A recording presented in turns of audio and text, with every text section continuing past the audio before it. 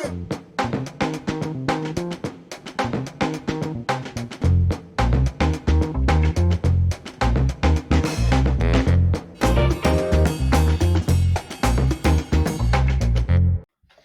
Reid, so we're here for our, what is this, the third coronavirus update?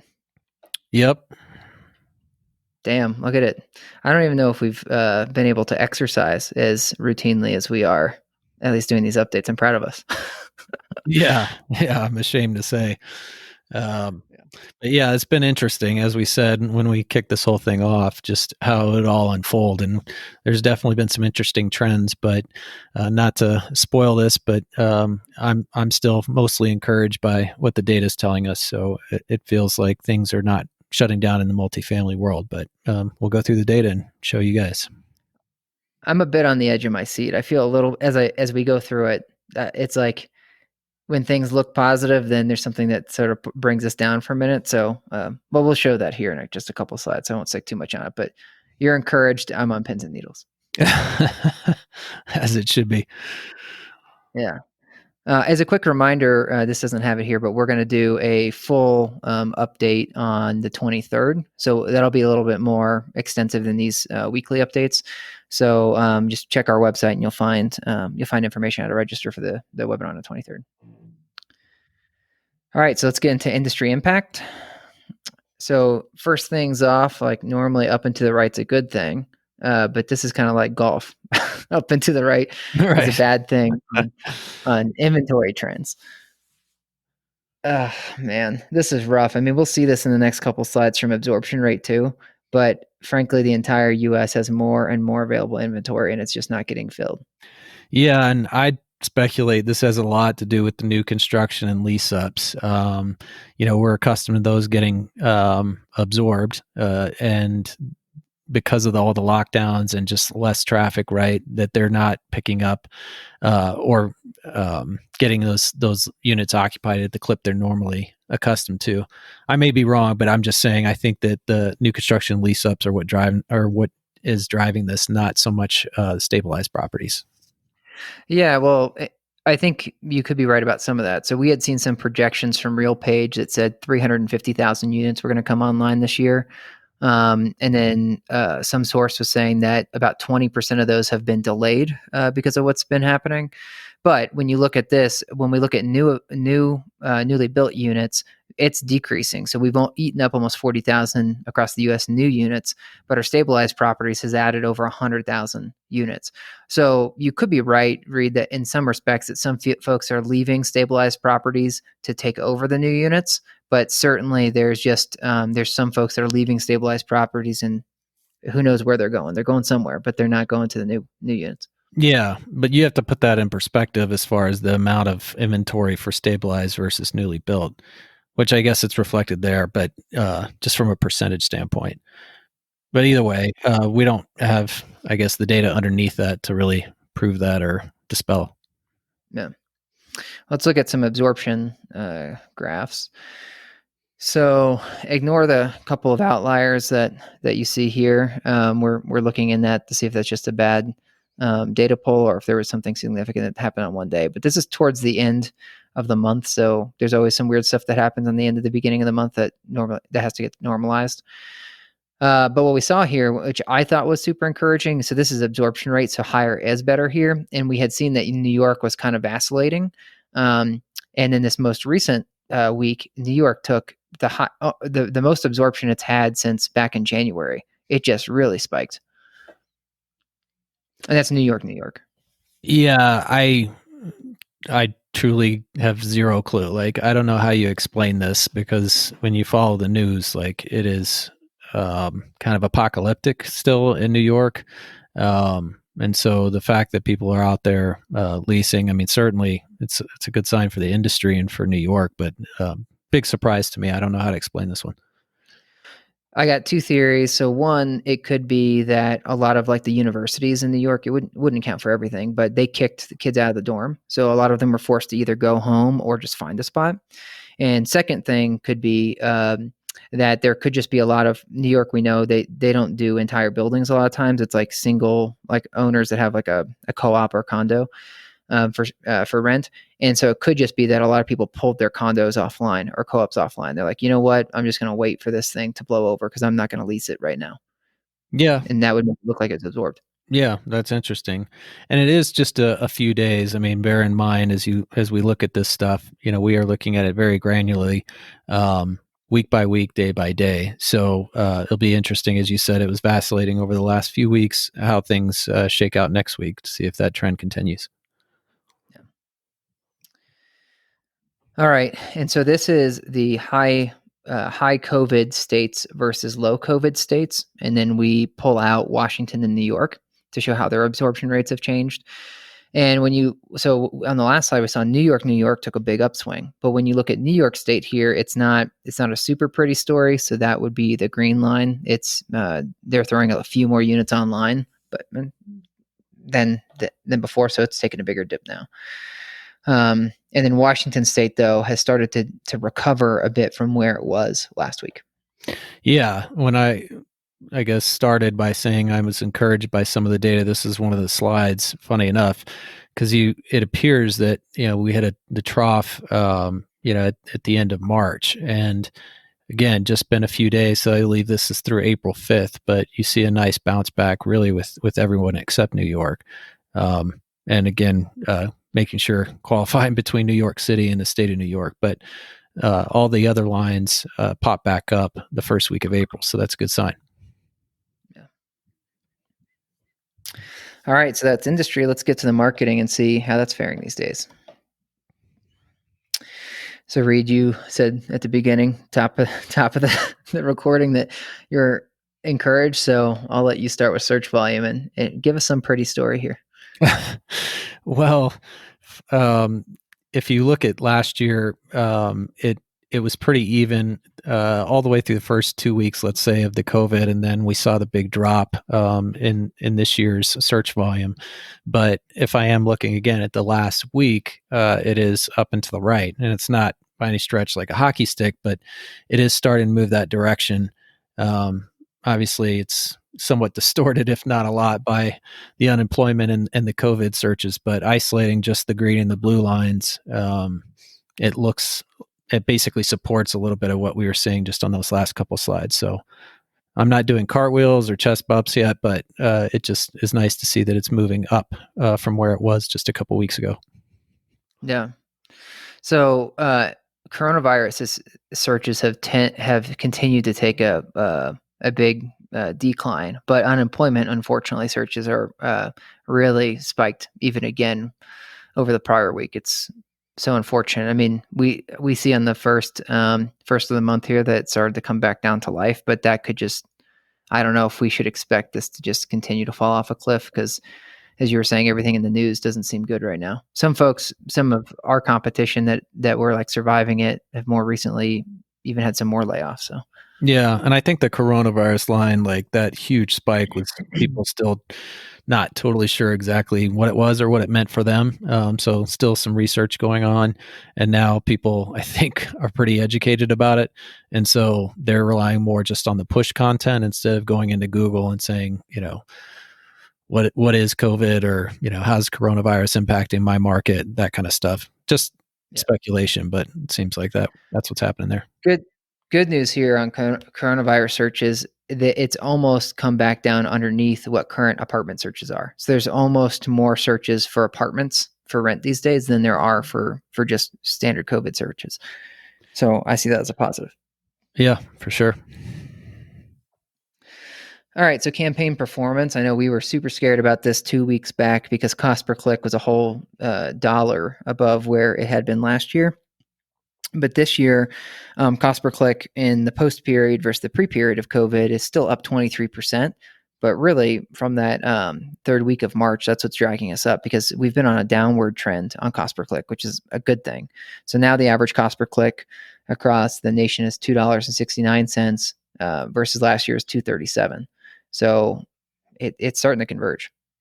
Yeah, and the search volume hasn't spiked, basically doesn't offset this trend, meaning I associate this more with less competition than I do with necessarily like increased search volume and therefore driving down the cost, as David had pointed out last week on the paid social. So that's again just speculation, but one more reason to me to continue with your marketing is you should have less, well, just better CPL. But we have another slide on that somewhat contradicts that. So let's take a look at the next slide.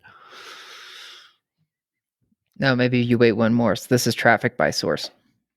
Yeah, and this just keeps reaffirming what we saw from the beginning, is just that there's a ton of activity on social, in particular, on Facebook, Instagram, and so it seems like if you're marketing there, that's where you want to stay. Yeah, it as far as like a percentage of traffic to the website, paid search and direct traffic and organic search have kind of remained flat from pre-COVID to post-COVID. As Reid said, paid social, display, and then even email and other usually makes up social channels as well. They're all better. So it's super interesting to me that these more awareness campaigns are performing so much better now than they did before. Yep. I think it's, like I said, all that time, there's just more casual shopping that's happening, but don't miss the opportunity, right? Like, you should be aggressively branding right now, so that when they are in a state where they can go out and lease or are comfortable with that your brand property is etched in their brain. Mm-hmm. So this is website traffic average session duration for high COVID states versus low COVID states. And this is unfortunate. So this kind of goes with what Reid's last statement was, that there's more, I'll say, like, heck, how did you phrase that? You said casual shopping, right? Mm-hmm. Yeah, that's what we're seeing here. Yeah, I mean, I see as potentially where there's a lot more research being done up front. So just to make sure people know, like, that the 30th, I believe, was a Monday. Isn't that right, David? And the 31st was a Tuesday, and the 1st was a Monday. So what surprised us both initially, and maybe still is a little surprising, is that it dropped off before the weekend, because we're accustomed to seeing, web traffic die down and time on site die down on the weekends. But this makes it look like Monday and Tuesday there was quite a bit of research being done, and then perhaps sessions remained healthy throughout the week, but you just saw the time on site diminish as they were able to get the information they wanted. Again, speculating.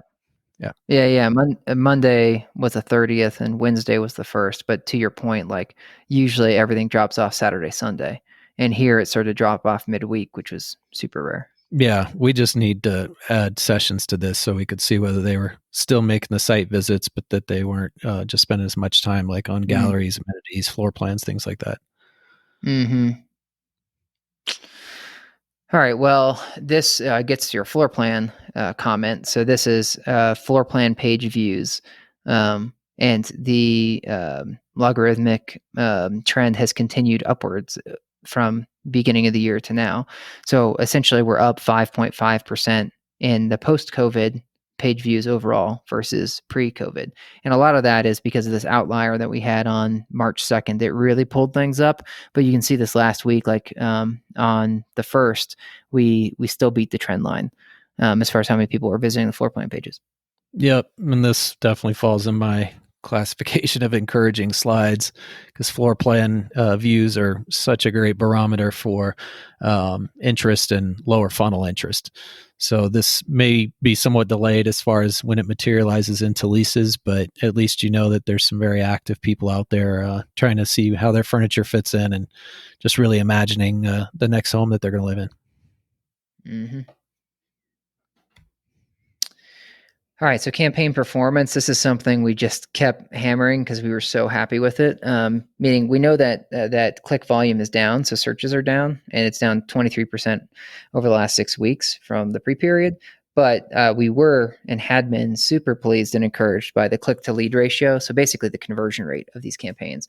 It had been trending up well above what was the pre-period. This last week, though, we took a backward step. So Reid, keep giving us that good news.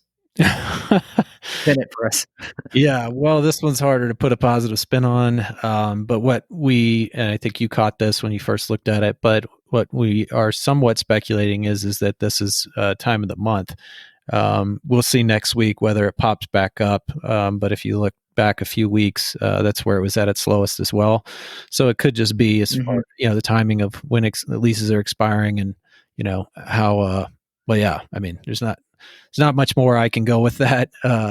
If it drops below this again next week or stays there, that would definitely be a greater concern. Yeah. Overall, though, this last week was 6.5% click to lead ratio, and in the 2 weeks prior, it had been 5.8 and 6.3. So we're still better than the pre-period of when COVID really hit.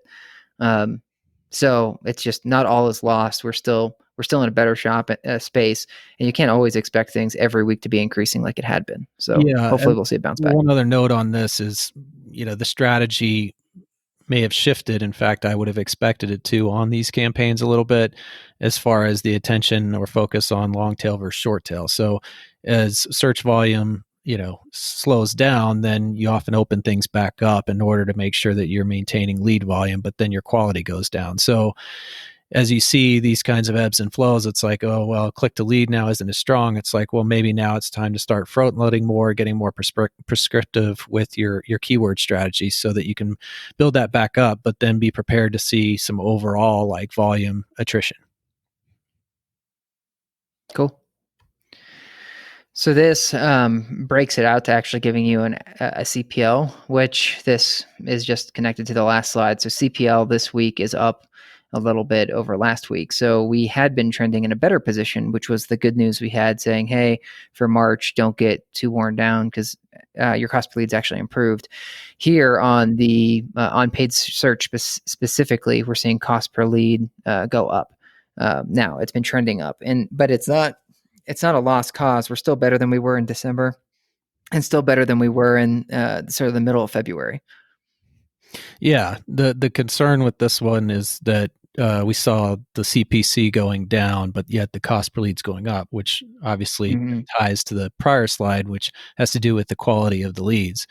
And so again, I think if you appropriately pivot or shift on your keyword strategy, that you can help somewhat mitigate that issue. Mm-hmm. But back to the encouraging signs is that amid this whole thing, really, you're not seeing like the kind of catastrophic scenarios of, oh my God, my CPL is now double what it was before Mm-hmm. this whole thing took place. So, to me, these changes are mostly immaterial from a cost per lead standpoint. And for a while, we were seeing a really good story. So, I think this is still Mm-hmm. an encouraging sign, all things considered. Right. So search volume is down 25%. Yet we aren't seeing a 25% increase in cost per lead. In fact, it's still 7% better than it was in the pre-period, but it is on its way up. So it's funny because we've heard and seen a lot of folks that are pulling their advertising out, but yet we have seen more recently over the past week, this first few days of April, that our clients are beginning to increase their budgets as they move into April. So I think everyone has realized like, hey, we still have to get through this, and we're giving up a lot of NOI if we just sit by and wait for the storm to pass. So I think what you had talked about on the main webinar was if you pull everything, it may be even harder to recover afterwards. And so there are people that are pulling out, but there's still some people that are coming out of this a little bit better, or appear that they will be coming out of this better than those folks that are shutting everything down. Yeah, and it's impossible to quantify on like the damage you do from digital marketing specifically, like that equity that you build up, in particular on the search front. So there's just no way to clearly like demonstrate that, but yeah, that would be one of the concerns. I mean, we hear it all the time from Adam, our paid media director, but just the starting and stopping affects performance quite a bit. It's just hard to put your finger on it. Yeah, we don't have this, but we had been talking in the weeks before COVID about how the ILSs had been increasing their paid spend, and Apartments.com famously said they were going to spend $100 million more on search. And when Adam had more recently on another project for me pulled impression share, he had seen that Apartments.com specifically had increased their impression share on campaigns by 40%. So year over year. So they were just really trying to spend, and I it doesn't look like the ILSs have started to pull back like you and I had speculated. We thought maybe during COVID they'd say, look, you guys are already in contract, so let's go ahead and pull our spend. But so far, with them increasing their impression share still being up 40% year over year, it would seem that they're still spending, planning to spend that 100 million at kind of the same rate that they were already on track to. Yeah, I feel like personally, I guess I've noticed Zillow's still really active, touting the virtual tours. Like I haven't seen any campaigns from apartments.com, and I'm speaking more on like television, pre-roll on online spots, on like audio spots, whatever, that they've crafted more so like about COVID. So I guess kudos, all I'm saying is to Zillow's. They're definitely active right now, and they're very much touting their virtual tours. Yeah. So marketing strategy, this is the last update slide we have for this for today. But I thought this was really encouraging. So we were saying that everything's down, but that a lot of things are down, but then there's these positive things. So this is the slide to leave a positive note on. But when you look at top of the funnel platforms that we pulled, click-through rate has more than doubled in the pre-period or the post-period versus the pre-period. So it used to be at a 0.4% click-through rate, and now we're seeing over a 1% click-through rate for display, native, and Spotify combined. Maybe I should pause there for a second, Reid. Can you believe it? Like a 1% click-through rate on upper funnel? Yeah, that's way higher than usual. And for perspective, like the 0.4 is higher than normal. I mean, you often will see anywhere on the low end of like 0.1 to like a 0.25 is a pretty common range. So the 0.4 was solid, but to be jumping up all the way to 1%. And I wonder, again, I hate that we have so many things that we have to just speculate on, but how much of that is the shift in creative? Certainly, with our clients, which a lot of this data in this deck is predicated on when it comes to the campaigns, but is that we were moving more to pushing virtual tours, things like that. And so it lines up well, right, with the kind of casual shopper or somebody that's just interested in seeing more. That's what these platforms deliver. They really convey like lifestyle at the community is and what you can expect as far as amenities, things like that. So that's what I'm assuming is driving this, but obviously just assumptions here, speculation, but it's definitely a good sign. And then you skip to the bottom, and that we haven't seen these both line up, I don't think, so far, where we saw a big jump or great performance up top as well as below. And so seeing the click through rate jump almost 10%, in other words 1 point, is also a great sign. Yeah, so the entire funnel looks like it's more effective now than it was before, at least on an awareness standpoint. It doesn't mean that the leads are coming through yet, but folks are still like dreaming. Yeah, this is interest. This isn't, conversions, but it does definitely demonstrate that the interest is there right now. So, yet another reason, I suppose, make sure that you keep that marketing campaign rolling. Mm-hmm. All right, so what's next? So we're going to do another update next week, and then we're going to do a more major update on the 23rd. So again, you can go to our website and sign up for that webinar. On the 23rd, I'll say the thing I'm most interested to pull together and to show to people is a lot of the call statistics. So Reid, you had been talking about that, like how has call volume been impacted? So not just lead volume, but call volume. And we do have some statistics as well on what's being said on calls. So how frequently coronavirus is being spoken about on calls, which I found really interesting, specifically on apartment calls. So those are, I'll say, like more of the highlights to come on the 23rd and why you might want to join and listen in. Yeah, I look forward to that, as you know, and we can do a deep dive probably on call analytics on that webinar. I was just trying to see. I think Adam did share some stuff with us, but we'll save it. We'll just hit it. We'll do a little tee up on next week, and then we'll get into it pretty intensely on the next webinar. Cool.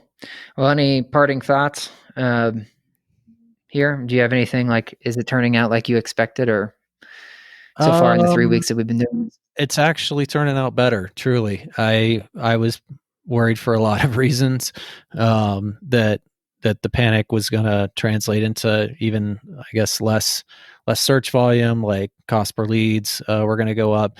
What we don't have yet is, I think, a large enough sample size on the cost per lease. And there's this lag, right? We all understand that 40 to 50 days typically before you see the full effects of that. So that's something that hopefully we'll be able to get at a little bit more in the coming weeks. But I mean, with the cost per lead, that gets to that on some level, but it's not quite all the way to the cost per lease. And so, not spoiler alert per se, but Adam did shoot me a Slack, or shoot us a Slack while we were on this, and call volume hit its all-time high for the year for 2020 last week. Holy cow! Who would have thought? Yeah. I mean, it's like what you said. I didn't see when this whole thing hit. I know I was more resistant than you were to the news cycle, but I really did think that some of that I was resistant because I didn't want the panic to set in. And like you said, I still expected from how much everyone's talking about it that apartments would have seen a much bigger blow than they've seen. And instead, it's actually like it's enough to celebrate in my mind. Even though there's a lot of negativity here, there's enough to celebrate. Yeah, and a lot of what motivates apartment, I guess renting and movement is life events, and a lot of life events have been greatly altered by this virus, but there's still a lot of, I mean, millions of leases that are churning. There's still people that are graduating. There's people that are getting divorces. There's people that are getting married. There's, of course, from the COVID side that you mentioned, like with students getting displaced. But there's just a lot of life events that are still happening. And that is what drives multifamily. It's just what we haven't gotten at on these webinars or on these podcasts is just how that's shaking out between assets, B assets, C assets. That's what I'm curious, like, and maybe we'll be able to touch a little bit on that webinar in April or on the 23rd about it. Cool. Well, thanks for the recap, Reid. We'll get out of here, and hopefully we'll have some of that the asset class stuff for the 23rd. All right. Sounds good.